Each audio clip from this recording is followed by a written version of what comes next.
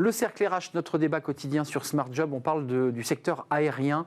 Vous l'avez peut-être vu, eh bien, le secteur redécolle, pour faire ce vilain jeu de mots. Alors, on va revenir dans le détail parce que ça marche bien. Les passagers étaient dans les aéroports cet été, ça a plutôt bien fonctionné. Il y avait des pilotes, il y avait des avions. C'est plus compliqué sur l'organisation aéroportuaire parce que là, il y a des pénuries de main-d'œuvre. C'est un peu vrai dans tous les secteurs et on va faire le point parce qu'il y a un an presque, jour pour jour, on avait fait une émission ici et c'est vrai que le secteur faisait grise mine. Les avions étaient au sol.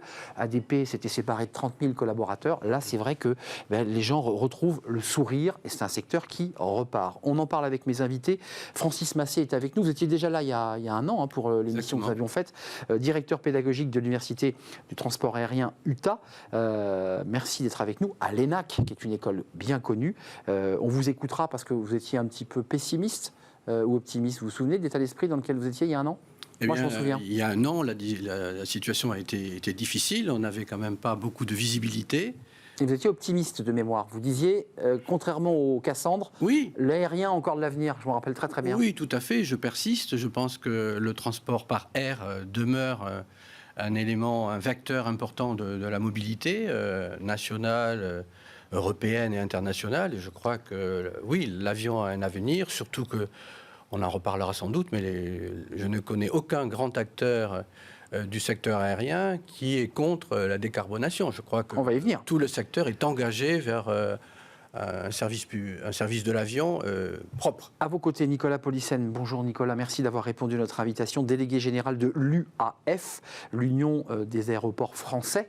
J'évoquais la pénurie de main-d'œuvre. On parlera des pilotes et on parlera de l'organisation de ces aéroports qui sont des entreprises à part entière. On fera le point avec vous dans quelques instants. Et puis Laurent Timsit, merci d'avoir répondu à notre invitation.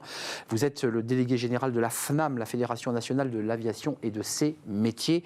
Je dirais que vous vous emboîtez les uns aux autres parce qu'il y a des éléments communs. D'abord, un petit mot sur les jets, comme ça on va régler l'affaire tout de suite. C'est monté très fort cet été, cette histoire de jets, puis c'est revenu dans l'actualité sénatoriale, puisqu'elle ne nous a pas échappé, que les sénateurs écologistes avaient déposé une proposition de loi pour limiter, voire même interdire, me semble-t-il, ces jets. Ça vous dit quoi ? Est-ce que ça vous choque, ce débat posé par les jets, l'idée qu'on utilise ce jet pour faire des déplacements presque pour aller faire ses courses ? D'abord, je crois qu'il faut signaler que le débat est très confus. Il faut savoir aussi ce qu'on entend derrière jet privé. Et si on veut réduire l'aviation privée à quelques personnalités aisées qui utilisent l'avion pour des raisons personnelles, c'est faux parce que derrière, vous avez ce qu'on appelle l'aviation d'affaires et qui joue un vrai rôle dans le désenclavement des territoires d'abord et puis également dans le développement économique et social des territoires. Et on pourra en reparler plus longuement. Et ce que l'on peut regretter, c'est qu'effectivement, on voit fleurir des propositions de loi sans même que les différents acteurs aient été consultés au préalable, ce qui nous aurait peut-être permis d'ailleurs d'éviter quelques erreurs d'appréciation. Le ministre des Transports lui-même du gouvernement est monté au créneau. Alors je crois qu'Emmanuel Macron l'a recadré, si j'ai bien lu. En tout cas, il avait pris des positions assez radicales à l'égard de ces jets qui donnaient l'impression comme ça qu'il y avait une sorte de petite élite qui se déplaçait en avion comme il le voulait et qui polluait la planète. Oui, alors peut-être. Enfin, ça mérite effectivement de rappeler quand même un certain nombre de choses. C'est-à-dire, l'aviation d'affaires, c'est 243 000 vols par an en France, c'est 100 000 emplois, c'est essentiellement vraiment des gens qui se déplacent pour des motifs affaires, sur des liaisons pour lesquelles d'ailleurs il n'y a pas d'autres alternatives la plupart du temps. Donc il y a une véritable réalité économique derrière. Après, il y a effectivement un enjeu de décarbonation, mais qui est un enjeu de décarbonation de l'ensemble du secteur aérien. Et là encore, deux choses sur ce sujet. La première, c'est que ça sera sans doute un des premiers secteurs à se décarboner, l'aviation d'affaires, parce que c'est des plus petits avions, donc pour lesquels... Plus facile, techniquement. Voilà, techniquement. Il y a un enjeu technique. Techniquement, il y aura des solutions plus faciles et plus rapides à mettre en œuvre. Sur le plan technologique, et puis après... Donc vous dites, allons-y, chiche, oui, avançons sur ce sujet. Puis, on a un autre regret, s'agissant de l'aviation d'affaires, c'est qu'aujourd'hui, s'il y avait des carburants aéronautiques durables, donc on pourrait faire voler tous ces avions sans émission de CO2. C'est l'enjeu. Et l'enjeu, supprimer le kérosène pour mettre un carburant vert. L'enjeu aujourd'hui, c'est la disponibilité de ces carburants aéronautiques durables. L'aviation d'affaires sont plutôt aussi des gens qui ont les moyens et donc qui cherchent à utiliser ces carburants d'absorber le surcoût, parce que c'est un surcoût. Et aujourd'hui, très concrètement, sur les plateformes où ils opèrent, ils n'en trouvent pas assez. Si l'État veut jouer un vrai rôle dans la décarbonation de l'aviation d'affaires, il faudrait qu'il incite à la production de ces carburants aéronautiques durables. Nicolas Polissin et évidemment Francis Massé et vous, Laurent Timsit, les chiffres, là, c'est des chiffres ministères. 3,1 millions de passagers à Paris-Orly, ça c'est tiré des flux qui atteint 99% du niveau de juillet 2019. Et pour Paris-Charles de Gaulle, et c'est un chiffre intéressant, 81, c'est un peu plus faible, de sa fréquentation d'avant-crise, donc on n'a pas encore atteint le maximum. On parlera de la Chine, qui reste toujours un pays fermé, ou presque, avec 6 millions de passagers. Est-ce qu'on peut dire aujourd'hui que la crise Covid est derrière nous ? Non, on ne peut pas l'affirmer comme ça, mais il est vrai que sur certaines plateformes, le trafic de 2019 a été atteint, voire même dépassé pour certains aéroports. Je peux citer l'aéroport de Beauvais ou les aéroports corses. En revanche, au niveau global, où il y a des low cost, évidemment, au niveau global, il faut quand même être prudent. Si je reprends les chiffres du premier semestre de cette année, on est sur les aéroports français à moins 26% de trafic par rapport à 2019. D'accord. Et les perspectives 2022 pour l'ensemble de l'année, on serait à moins 20% quand même par rapport à 2019. Donc on voit qu'on est encore dans une phase de reprise et il faut rester très prudent parce que si l'été a été bon, on ne sait pas du tout comment l'automne va être. Il y a quand même beaucoup d'incertitudes. De nouveau, le Covid revient dans la... En particulier à la crise politique, crise en Ukraine et d'autres facteurs qui peuvent encore jouer sur le trafic aérien. Il y a un effet, parce qu'on traite de l'emploi, parce que le secteur aérien crée de l'emploi, beaucoup d'emplois directs et indirects.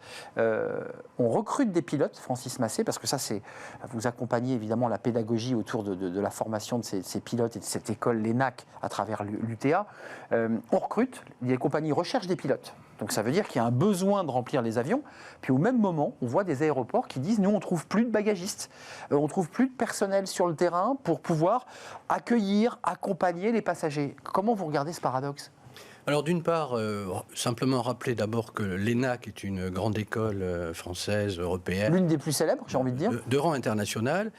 Et sa singularité, c'est qu'elle forme à la fois des contrôleurs aériens, des ingénieurs du transport aérien et des pilotes. Et des contrôleurs aériens. Donc, pas de souci de pénurie d'emploi et on les prend dans l'école. De ce point de vue-là, il y a une dynamique qui permet à ces trois métiers forts du secteur aérien de travailler ensemble, de se connaître culturellement. Ensuite, sur la question de la pénurie, il y a plusieurs aspects qui peuvent être posés. D'une part, on parle beaucoup des personnels au sol. Et c'est vrai qu'il faut s'interroger, mais c'est vrai aussi du domaine des apprentis dans la construction aéronautique, etc. Exactement ça. Il y a de vrais sujets de recherche de compétences. Et donc là, il y a un enjeu fort. Il y a un enjeu fort en matière de formation professionnelle continue et évidemment de formation initiale. J'ajoute... Et d'attractivité de ces métiers. Exactement. Et j'ajoute là-dessus qu'il faut quand même s'interroger de façon... tout à fait lucide sur le pourquoi aussi qui fait que ces gens manquent. Il y a depuis 5-6 ans des sondages, des baromètres qui sont faits notamment par Hemming sur le taux d'absentéisme qui montrent que le taux d'absentéisme est important, notamment en France, et qu'il s'explique pour partie... Il s'explique pour partie à 50% par la perte d'engagement. Donc on a un vrai, et je termine par là, il y a un vrai sujet de gouvernance, un vrai sujet de management des ressources humaines. Transversal à beaucoup de secteurs. 45% transversal à tous les secteurs. C'est pas spécifique à l'aérien, mais ça concerne aussi l'aérien. 47% des salariés aujourd'hui, selon un sondage, le même sondage que j'ai cité, souhaitent ou changer de travail, voire changer d'entreprise. Je me tourne vers vous, puis je vous donne la parole, parce que là, c'est les métiers, et ça vous concerne directement, c'est-à-dire, on voit le prestige de l'uniforme de pilote, ça, il n'y a pas de souci, copilote. Pour le reste, c'est plus compliqué. Comment vous rendez ce métier attractif ? C'est des métiers difficiles, il faut quand même le voir. Quand on est sur un tarmac, on voit ces hommes qui déchargent des bagages, c'est compliqué, il faut aller vite, il faut travailler juste, il ne faut pas faire d'erreur. Il y a une difficulté sur ces sujets-là. Non, alors l'attractivité, c'est un vrai sujet. Cela dit, il faut quand même remarquer que pendant la crise Covid, Et aussi, alors là, grâce à l'action du gouvernement, avec l'activité partielle, mais il y a eu un taux de rétention assez fort, quand même, des effectifs dans les entreprises d'assistance en escale, les aéroports, les compagnies aériennes. Sinon, c'était terrible. Voilà, et donc, il y a des gens qui sont partis parce qu'ils ont trouvé des opportunités ailleurs ou parce qu'ils arrivaient à l'âge de la retraite. Donc, naturellement, il y a eu ou une lassitude du métier aussi. Ou une lassitude du métier, mais en grande partie, les gens sont plutôt restés fidèles à l'aérien. Non, je m'autorise de dire ça pour être concret, le temps presse, mais il y a eu ces pertes de bagages, il y a eu des bagages perdus, Air France s'est excusé. Tout ça montrait, indépendamment de la qualité de service en vol, qu'il y avait des difficultés au sol. Est-ce que vous le constatez? Est-ce que vous dites oui? J'exagère ou pas? Il y a eu effectivement des difficultés, notamment en juillet, difficultés qui se sont résorbées courant août, mais les difficultés que les voyageurs ont pu rencontrer sur les aéroports français ne sont absolument pas comparables avec ce qui a pu être vécu avec les voyageurs sur d'autres aéroports européens. Il faut se comparer parfois. Voilà, à Londres Heathrow ou à Amsterdam. Et touché par les mêmes problèmes en fait. Alors, en fait, empire. Parce que là, les sous-effectifs étaient beaucoup plus importants. Vous savez que dans certains aéroports européens, il a fallu demander aux compagnies aériennes d'annuler des vols, ce qui n'a pas été le cas en France. Donc, nous avons pu assurer dans les aéroports les services. Voilà, donc il y a eu des difficultés, mais on n'a pas supprimé de vols et donc on n'a pas contraint la reprise du trafic aérien. J'en profite parce qu'on parle emploi. On se souvient du patron d'ADP qui avait fait une déclaration très émouvante à la télévision en disant « Je n'ai pas le choix, je dois rompre un certain nombre de contrats parce qu'il n'y a plus d'activité sur nos sites aéroportuaires ». On en est où là, chez ADP ? Alors écoutez, ça je ne peux pas parler pour ADP, moi je peux parler pour l'ensemble du secteur. Est-ce que les chiffres sont venus ? Sous-effectifs à 10% à peu près. Sur l'ensemble du secteur.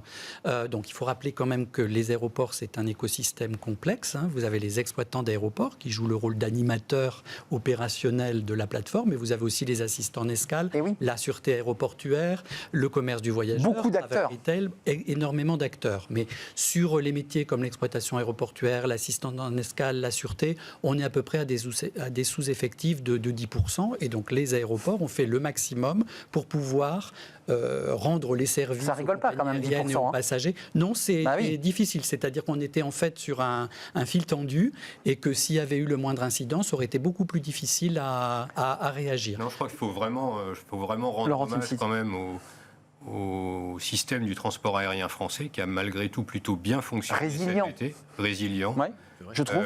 6 000 annulations de vols chez Lufthansa, 10 000 chez British Airways. Il n'y en a pas eu dans les compagnies françaises, donc globalement, ça a bien fonctionné. Et ça, c'est parce que tout l'écosystème s'est engagé pour réussir l'été. Je pense qu'on a une raison, pour une fois, d'être fier de. Non, mais c'est important de l'entendre, parce que médiatiquement, on a eu l'impression que c'était la catastrophe. C'est intéressant de voir la comparaison avec d'autres sites aéroportuaires internationaux, que vous citiez, Heathrow notamment. Pour terminer notre émission, j'en suis désolé, le débat est passionnant, j'aimerais avoir plus de temps, mais elle va où cette aviation ? Parce qu'on évoquait les jets, la question est posée sur des nouveaux collaborateurs qui viennent challenger les compagnies et qui leur disent, écoutez, moi je veux bien les travailler chez vous, mais c'est du kérosène, c'est polluant, je voudrais que vous vous transformiez. Et à ce moment-là, je viens chez vous. C'est un vrai sujet qui est posé à l'aérien, là. Juste un point avant que Laurent ne s'exprime là-dessus. Sur l'écosystème aéroportuaire, la difficulté première, c'est l'attractivité des métiers et surtout liée aux conditions de travail. Je l'évoquais. Et ça, on est un petit peu semblable à l'hôtellerie, restauration, etc. Exactement. Nous, on doit travailler sur horaire décalé. De travail et c'est un vrai défi. Voilà, travailler le week-end, de nuit, le soir, de nuit, c'est une vraie difficulté. Donc ce sujet-là est posé, il est sur la table. Il est sur la table. Il est sur la table. Travail, voilà. Francis Massé, l'avenir, je vous l'avais posé, je poserai la question à Laurent Timsit, mais vous êtes challengé à la fois par l'extérieur, par des mouvements politiques, par un mouvement de fond. On a eu des canicules et on dit attention, le kérosène est polluant, il fait partie de ces secteurs. Comment il se transforme ? Comment il se réinvente ? Alors, l'avenir se prépare dès maintenant et pour ça, l'École nationale de l'aviation civile, l'ENAC, a une formation professionnelle phare qui s'appelle Université du transport aérien, UTA, vous l'avez cité. Et là, nous préparons l'avenir en considérant que nous devons mettre ensemble, dans le cadre d'une formation professionnelle, l'ensemble des acteurs de l'écosystème complexe du transport aérien, les aéroports, les compagnies aériennes, l'assistance en escale, qui est un élément important, très important, les avionneurs, les motoristes, les équipementiers, les ensembliers. Mais ça avance ? On avait évoqué 2025 pour les premiers avions. Nous sommes à la 6e promotion pour UTA et l'année prochaine, en 2023, nous basculons vers l'Europe, l'ENAC européanise cette formation.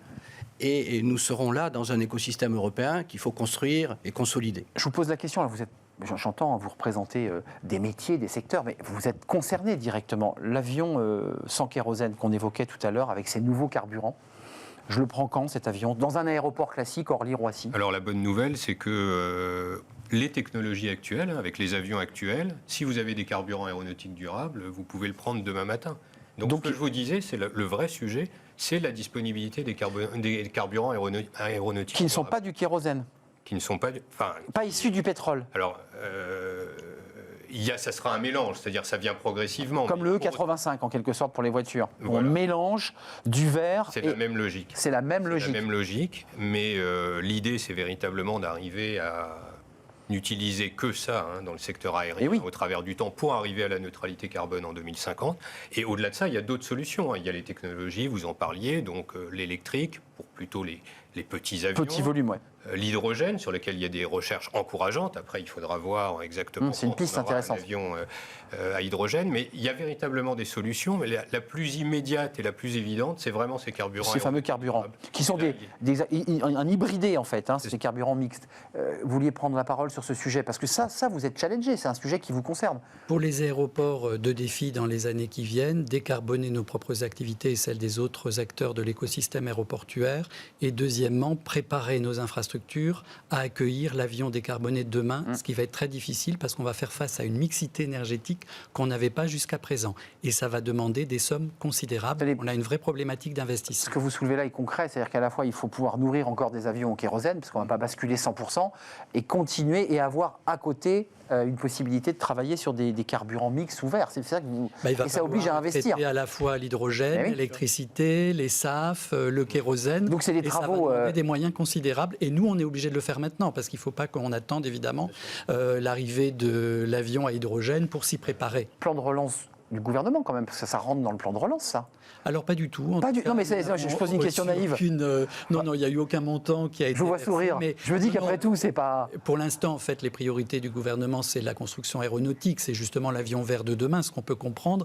Mais les compagnies aériennes et les aéroports ne cessent de rappeler que sans aéroport prêt à accueillir cet avion décarboné, ça sera très compliqué pour les compagnies aériennes de les acheter. Mais c'est bien beau d'avoir l'avion tout vert. Voilà. Mais il faut que l'aéroport soit capable de pouvoir le nourrir, cet avion. Francis Massé, pour conclure. Une phrase avec Bismarck, vous y contribuez.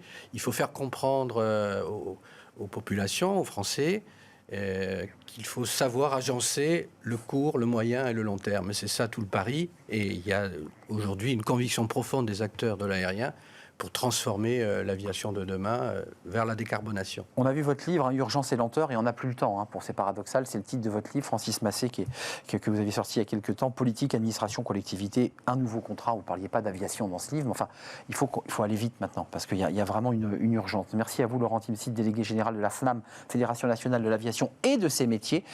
Attractivité, redonner envie aussi d'aller travailler sur des plateformes aéroportuaires, parce que c'est quand même des univers, ce sont des petites villes, ces aéroports. Merci à Nicolas Polissen d'être venu nous rendre visite, délégué général de l'UAF, l'Union des aéroports français. Combien d'aéroports en France d'ailleurs? Alors on a 130 aéroports en France métropolitaine avec une piste en dur. Avec une piste en dur, parce qu'on peut aussi atterrir dans certaines zones. On peut avoir des aérodromes avec des pistes en air. C'est vrai. Et là, c'est près de 500 pistes. C'est ça, pour des aérodromes évidemment plus modestes, qui accueillent des avions, j'imagine, plus modestes. Oui, tout à fait. Merci à vous trois de nous avoir éclairés sur ce sujet. On tenait beaucoup à suivre ce dossier et on va continuer à le suivre sur l'aviation et ce secteur qui crée de l'emploi. On termine notre émission justement avec Fenêtre sur l'emploi. On parle recrutement et on parle des auto-entrepreneurs. Ça cartonne, on en parle tout de suite.